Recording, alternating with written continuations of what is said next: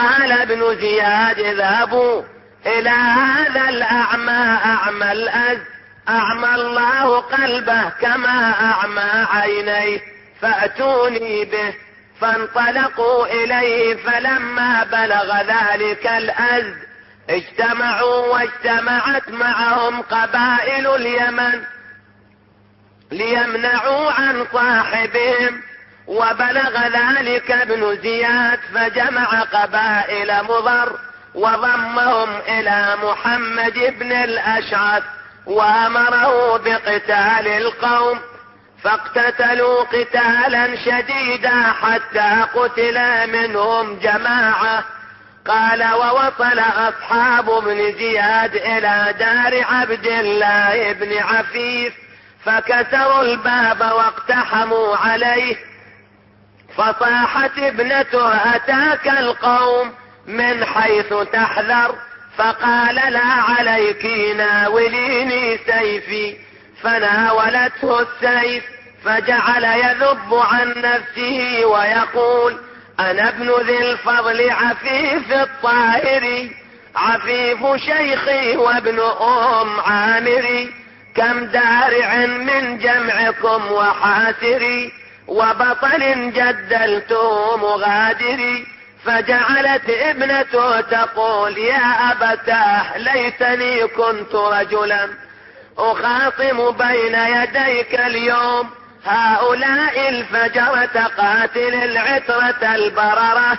وجعل القوم يدورون عليه من كل جهة وهو يذب عن نفسه فلم يقدر عليه أحد، وكلما جاءه من جهة قالت يا أبتي جاءوك من جهة كذا، حتى تكاثروا عليه وأحاطوا به. فقالت ابنته وهذا الله يحاط بأبي وليس له ناصر يستعين به، فجعل يدير سيفا وهو يقول أقسم لو يفتح لي عن بصري ضاق عليكم موردي ومصدري. قال الراوي فما زالوا به حتى أخذوه، ثم حمل فأدخل على ابن زياد، فلما رآه قال الحمد لله الذي أخزاك. فقال له عبد الله بن عفيف يا عدو الله وبماذا أخزاني؟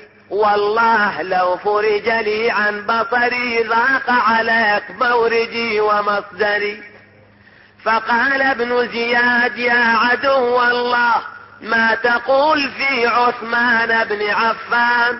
فقال يا عبد بني علاج يا ابن مرجانه وشتمه ما أنت وعثمان أساء أو أحسن وأصلح أم أفسد؟ والله تبارك وتعالى ولي خلقه يقضي بينهم، ولكن سلني عن أبيك وعنك وعن يزيد وأبيه. فقال ابن زياد والله لا سألتك عن شيء أو تذوق الموت غصة بعد غصة. فقال عبد الله بن عفيف الحمد لله رب العالمين، أما إني قد كنت أسأل الله ربي أن يرزقني الشهادة من قبل أن تلدك أمك، وسألت الله أن يجعل ذلك على يدي ألعن خلقه وأبغضهم إليه. فلما كف بصري يئس من الشهادة، والآن فالحمد لله الذي رزقنيها بعد الياس منها وعرفني الإجابة من في قديم دعائي. فقال ابن زياد اضربوا عنقه، فضربت عنقه وصلب في السبخة.